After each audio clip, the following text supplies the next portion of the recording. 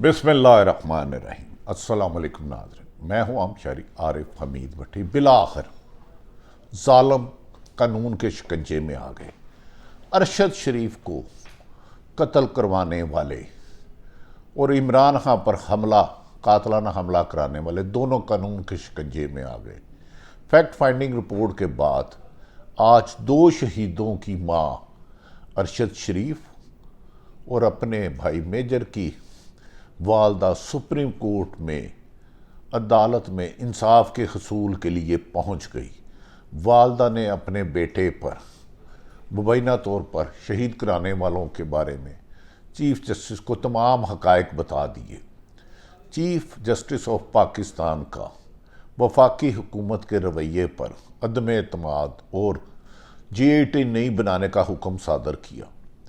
क्या तमाम आइनी माहिरीन ने कहा कि चीफ जस्टिस ऑफ पाकिस्तान के सुप्रीम कोर्ट के हुक्म के बावजूद दो शहीदों की मां के दरख्वास्त पर मुकदमा दर्ज ना करना हुकूमत की बदनीति और गैर कानूनी है, जिस पर आज जब सुप्रीम कोर्ट में शहीद अरशद शरीफ की वालदा पेश हुई तो वो रोज़ारों कतार रो पड़ी। उन्होंने सारी दाद रसी सुनाई, जिस पर चीफ जस्टिस और दीगर मोअज़्ज़ज़ बेंच जज साहबान ने कहा, हमें आपका एहतराम है। उसकी वालदा ने कहा कि मुझे सिर्फ़ और सिर्फ अपने बेटे के लिए इंसाफ चाहिए। मैंने घर में दो शहीदों के जनाजे देखे हैं। नाज़रीन, आज बहुत तकलीफ दे मनाज़र थे जब शहीद अरशद शरीफ की वालदा व्हील चेयर पर बीमारी की हालत में व्हील चेयर पर मोहतरम चीफ जस्टिस के रूबरू पेश हुई और उन्होंने कहा, मुझे इस हुकूमत पर यकीन नहीं। आपके हुक्म के बावजूद मुकदमा भी दर्ज हुआ, लेकिन खुद ही पुलिस मुद्दई बन गई। मेरे कहने पे मुकदमा भी दर्ज नहीं किया जा रहा, जिस पर मोहतरम चीफ जस्टिस उमर अता बंदयाल और दीगर जज साहबान ने हुकूमत की बनाई हुई JIT मुस्तरद कर दी और स्पेशल ज्वाइंट इन्वेस्टिगेशन कमेटी बनाने का हुक्म सादर किया। नाज़रीन, कहा जा रहा है कि आज के वक़ूए के बाद शहीद अरशद शरीफ के कातल और इमरान खां पर वज़ीराबाद में कातलाना हमला करने वाले कानून पे शिकंजे में आ गए हैं। क्या इनको सज़ा होगी? ये बहुत अहम तरीन सवाल है। पूरी पाकिस्तान, पूरी दुनिया से शहीद अरशद शरीफ के लिए चीफ जस्टिस ऑफ पाकिस्तान को लाखों लोगों ने सुप्रीम जुडिशल कमीशन बनाने का मुतालबा किया था। ताहम सुप्रीम कोर्ट ने सुप्रीम जुडिशल कमीशन तो नहीं बनाया, लेकिन उनके हुक्म पर मुकदमा दर्ज हुआ, लेकिन हुकूमत उधर भी जालसाजी कर गई, धोखाधड़ी कर गई। अपने ही पुलिस पर वाले SHO मुद्दई बना दिया और अपने ही उन लोगों को नामजद कर दिया जिनका इनके कत्ल के साथ दूर तक कोई वास्ता नहीं था, जिस पर एतजाज़ एहसन और दीगर आइनी माहिरीन ने कहा कि जब एक कोई मुद्दई को दुनिया से रुखसत हो जाता है, उसके लवा हकीम जिंदा है, तो उनके कहने पे ही मुकदमा दर्ज हो जाता है।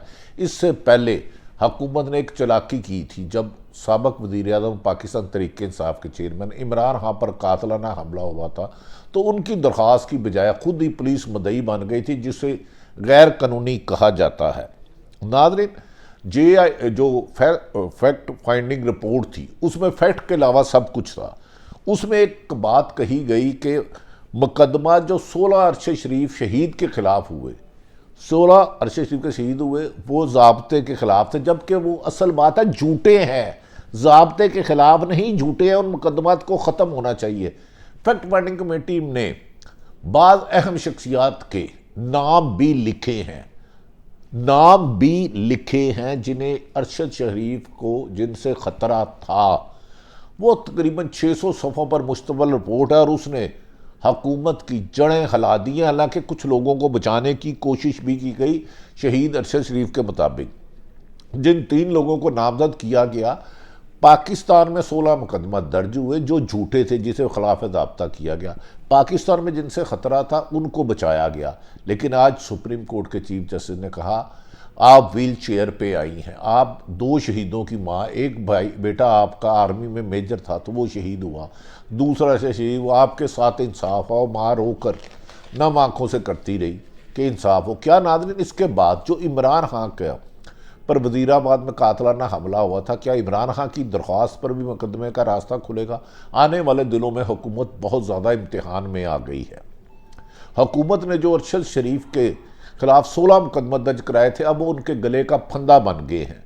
मदई मान नहीं रहे कि हमने मुकदमे कराए हैं, जिस पर SHO ने भी नहीं किया, जो नामजद मुल्ज़मान की शहीद की वालदा ने चीफ जस्टिस को दिए, वो होशरुबा इंकशाफात है।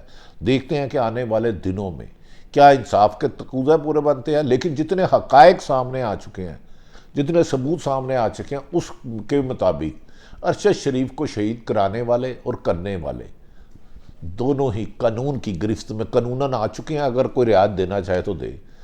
नाज़रीन, कीनिया से शिकवा किया गया। भाई असल तो ये है कि कीनिया पे तो गोली चलाने वाला एक टारगेट किलर होगा। पाकिस्तान से जाना साबित हो गया कि खौफ के मारे डर के गया। उसने JIT ने एक नाम भी S से नाम शामिल किया। उसके बाद दुबई से उसको निकलवाया गया, ये भी JIT रिपोर्ट में, फैक्ट फाइंडिंग रिपोर्ट में आ गया। और फिर 2 दफ़ा वीज़ा भी नहीं लगने दिया गया। अब मेरा ख्याल है बजाय इनका बचना नामुमकिन है। अगर मौजूदा इन्वेस्टिगेशन JIT ने आइन और कानून के मुताबिक काम किया, जो हुकूमत ने JIT बनाई थी, सुप्रीम कोर्ट ने उसे मुस्तरद करके नई JIT बना देगी। जो सुप्रीम कोर्ट ने पोस्टमार्टम रिपोर्ट पर भी अदम एतमाद का इजहार किया और कहा गया कि इस पर तशद्दुद किया गया था बेपनाह। नाज़रीन, कीनिया गोली किसने मारी? वो किराए के कातिल थे। मुबैना तौर पर एक झूठी कहानी बनाई गई, पीछे आए थे, जबकि गोली उसकी एक कमर को क्रॉस करके लगी, एक सर से निकली और इधर निकल गई। उसकी गाड़ी की फैक्ट फाइंडिंग रिपोर्ट के मुताबिक उसमें निशान भी नहीं है, गोली क्रॉस भी नहीं हुई। तो वो झूठ का पुलिंदा आज सुप्रीम कोर्ट में बेनकाब हो गया। बड़े बड़े पोशीदा राज सामने आ गए। अब डिपेंड करता है कि आने वाले दिनों में क्या जो नाम सामने आए हैं जिन्होंने अरशद शरीफ शहीद को कीनिया में मरवाया और पाकिस्तान में उसके लिए जंग तंग की, क्या उनके खिलाफ चलान किया जाएगा या मौजूदा JIT आंखें बंद रखेगी जब तक ये तफसीली रिपोर्ट नहीं आती? इस पे कहना मुश्किल होगा।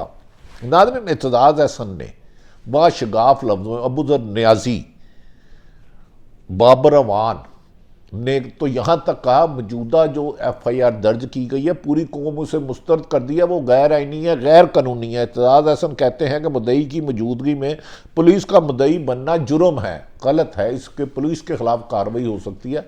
जबकि इंस्पेक्टर ये कहता है मुझे तो पता ही नहीं, मुझे तो वाओ में पर्चा दर्ज कराया गया। नाज़रीन, दूसरी तरफ इस जो फैक्ट फाइंडिंग रिपोर्ट में सलमान इकबाल जो एयरवाई के CEO हैं, उनके बताए हुए हक़ाइक़ को भी शामिल नहीं किया गया, क्योंकि उसके बाद बहुत सारे कातलों के गले तक कानून का हाथ पहुंच जाना था। बहुत सारे कातलों तक कानून का हाथ पहुंच जाना था। सलमान इकबाल साहब की एविडेंस को मर्जी से शामिल ही नहीं किया गया। अपनी मर्जी के चंद डाले जो हकीकत के करीब थे, जिसमें अरशद शरीफ की व्हाट्सएप रिकॉर्ड था, उसे भी शामिल नहीं किया। जबकि फैसल वाडा ने दावा किया था कि अरशद शरीफ को शहीद करने के लिए साजिश पाकिस्तान में तैयार हुई, और ये फैसल वाडा का दावा था कि वो सब कातलों को जानते हैं, अगर उनकी ज़िंदगी को फैसल वाडा को खतरा हो तो उन लोगों को कत्ल करवा देंगे। लेकिन फैक्ट फाइंडिंग रिपोर्ट के मुताबिक फैसल वाडा ने एक भी सबूत नहीं दिया। इसका मतलब है कि कातलान जिन्होंने इमरान खान पर हमला कराया और अरशद शरीफ को मरवाया, दोनों कानून से बहुत ज़्यादा मजबूत है, कानून से बाला है। क्या अब सुप्रीम कोर्ट के फुल बेंच की मौजूदगी में अब ये कानून की गिरफ्त में आने के आसार हो गए हैं? ताहम JIT रिपोर्ट की फाइनल फाइंडिंग तक कुछ कहना कबल अज़ वक्त होगा। नाज़रीन, फैसल वाडा के इस बात को भी बड़ा गौर किया जा रहा है कि उसने 10-18 से ज़्यादा TV पर आए और कहा कि फैसल अरशद शरीफ के कातलों को वो जानते हैं, साजिश करने वालों को भी जानते हैं और उनके पास लातदाद सबूत है। लेकिन जब फैक्ट फाइंडिंग ने FI ने तलब किया, उन्होंने एक भी सबूत नहीं दिया। अब ये केस में वो लोग जो पर्दा नशीन हैं, तवक्को की जा रही है, वो सारे कानून की गिरफ्त में आ जाएंगे। जबकि ये भी कभी इम्कान है, आइनी माहिरीन कहते हैं कि इसके बाद इमरान खां का झूठा मुकदमा दर्ज करने वाले और इमरान खां की दरख्वास्त पर मुकदमा दर्ज करने के लिए कानूनी राह हमवार हो रही है। और इमरान खान ने आज अपनी कमेटी की सदारत में इजलास करते हुए कहा कि मैंने मौत का खौफ उतार दिया है, अरशद शरीफ के कातलों को भी सजा मिलेगी और इमरान खान पर कातलाना हमला करने वाले भी जल्द कानून की गिरफ्त में होंगे, जिसके बारे में इमरान खान जल्द अहम तरीन इंकशाफात करेंगे कि उनके हमला कराने पर कौन कौन शामिल था। जबकि उन्होंने अपनी PTI की तमाम लीडरशिप को नए इंतखाबात की तैयारी का हुक्म दे दिया। उन्होंने कहा मौजूदा हुक्मरान मुल्क को डिफ़ॉल्ट कराना चाहते हैं और मैं मुल्क की सलामती के लिए जल्द साफ शफाफ इलेक्शन करवा के ही दम लूँगा, क्योंकि पाकिस्तान की 20 करोड़ अवाम चाहती है। सारी सूरत हाल आप तक सामने रखी। अल्लाह ताला पाकिस्तान का हामी और नासिर हो। हमें यकीन है कि 2 शहीदों की माँ आज व्हील चेयर पर अरशद शरीफ की गई थी, तो उसे दुनिया में नहीं तो अल्लाह की अदालत में यकीनन इंसाफ मिलेगा और कातलों का इबरतनाक इंजाम होगा। पाकिस्तान जिंदाबाद।